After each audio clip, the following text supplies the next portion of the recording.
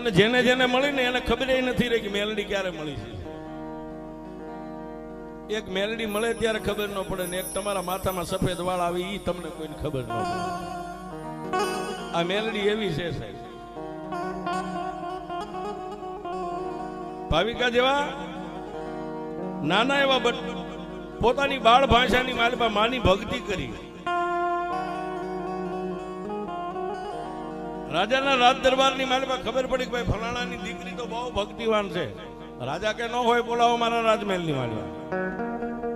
રાજાએ બોલાયા, તેમાં બેઠા એમ કચેરી ભરાઈને બેઠા હતા.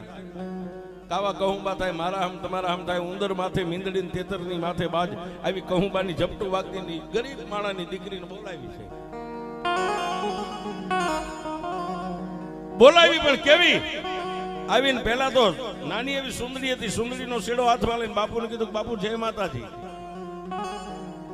એટલે દરબારે કીધું, જય માતાજી બેટા.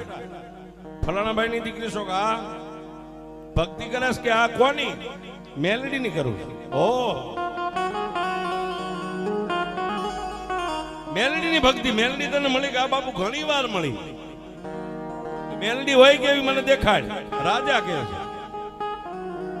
એટલે દીકરીએ કીધું, બાપુ એક દૂધનો ગ્લાસ ભરી લાવો, મારી મેલડી તમને દેખાડું. એટલે બાપુ આખી કચેરી સુનકાર થઈ ગઈ કે આ દીકરી હવે કઈક મોત ને ભેટવા જઈશ. હમણાં રાજા કહે છે કે આને ફાંસીએ ચડાવી દો. પણ જેને મેલડીનો ભરો હોય એને ડર નો હોય સાહેબ. હા, બાકી તો અહીંથી બજારનો ખૂણો વળવો હોય તો અંધારું હોય તો બીક લાગે. સ્ત્રી જાય છે ને સાહેબ, રાતે ફોન કરી ભાવિકા બેન માંડો રાતે આવી જાય છે. એને ભરો છે કે મારી ગાડીમાં મારી પહેલા મારી મેલડી બેહી જાય. એને ભરો હા, અને કોઈને ખાતરી કરવી ક્યારેક આડા ઉભા રહેજો તો ખબર પડે કે મેલડી ખરજમાં કેવડી બેઠી છે. આ ઓનલાઈન 3 ફેઝ ના છેડા છે, એને અડો તો પાવર ની ખબર પડે. બાકી તો બધું ઠીક છે સાહેબ. એ સાહેબ દૂધનો ગ્લાસ ભરીને લાવ્યા. એટલે બધા બેઠા છે. એને કીધું કે થોડા દૂર બેસી જાઓ, એ મારે મેલડી જોવી છે. હમણાં એની મેલડી મને દેખાડશે. દીકરી બેઠી, સુંદરીનો શેડો હતો. એ દૂધના ગ્લાસ માંથી ઢાંકીને એક હાથ અંદર નાખીને આંગળીથી મંડી ગઈ દૂધને હલાવવા. ત્યારે રાજાએ એટલું કીધું કે બેટા અડધી કલાક થઈ, પોણી કલાક થઈ ગઈ, હવા કલાક થઈ ગઈ, કેમ મેલડી નથી દેખાડતી? ત્યારે દીકરીએ બાપુ એક જ સવાલ કીધો, આને પૂછાય ને કે મેલડી તને ક્યારે મળી? આ કોઈ દી નો પૂછાય. હું તો જાતે કહું છું, કોઈ દી પૂછતાય નહીં. બસ તમે દિલથી માનો તો માથું નમાવો, નહીતર અહીં 1000 આવે છે. તમે એક માથું નો નમાવો તો એને હું ફેર પડી જાય? એક બેન એકય નથી સાહેબ. હા, એને કઈ ફરક જ નથી પડતો. ત્યારે માં મેલડીને દેખાડવા માટે દીકરીએ સુંદરીનો શેડો માથેથી લઈ એને ગ્લાસ હાથમાં લઈને કીધું, મહારાજ આમાં ક્યાંય દૂધ, આમાં ક્યાંય માખણ છે? રાજા કે નહીં. આમાં ક્યાંય ઘી દેખાય છે કે નહીં? તો બાપુ ઘી ને માખણ બને છે એમાંથી. બેટા તો દૂધમાંથી બને. તો બાપુ મેલડી આમાં બેઠી છે. આમાં કોઈ દુનિયામાં ક્યાંય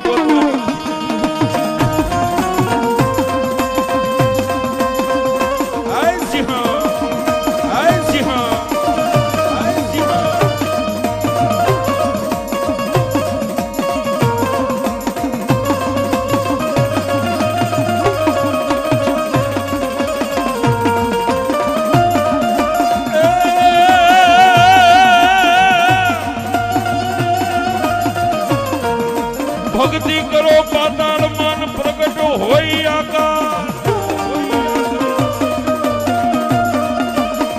એ ભક્તિ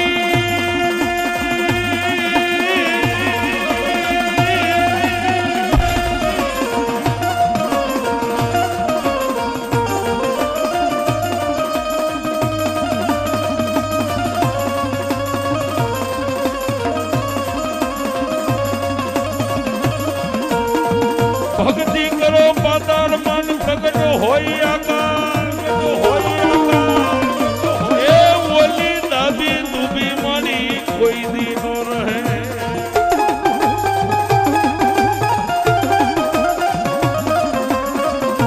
એ ઓલી કસ્તુરી દીવા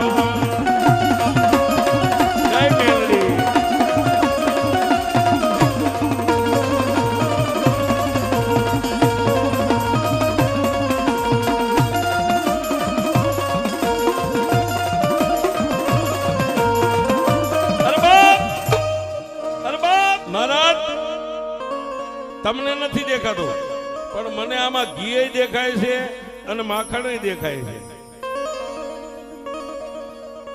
એમ ફરતા આખી ભાગોળ ફરો ને સાહેબ, મેલડી ન મળે.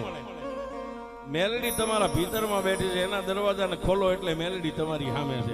મેલડી કઈ ગોતવાની ન હોય સાહેબ, અને મેલડી મળે એની નિશાળે ન આવે સાહેબ. કદાચ કોલેજ જાવ 3 વર્ષ કરો તો એનું કઈક તમને જ્ઞાન મળે, પણ મેલડી કે ચામુંડા કે મોમાઈ કે મહાકાળી ને ગોતો તો એની નિશાળ નથી. નહીતર તો રૂપિયા વાળા દીકરા આપણે ભાગમાં મેલડી આવાઈ દે ન આવવા દે. જેની પાસે રૂપિયા છે ને એ મેલડી આપણને દેખાવાય ન દે, બારોબાર લઈને વ્યા જાય. પણ આની નિશાળ નથી સાહેબ.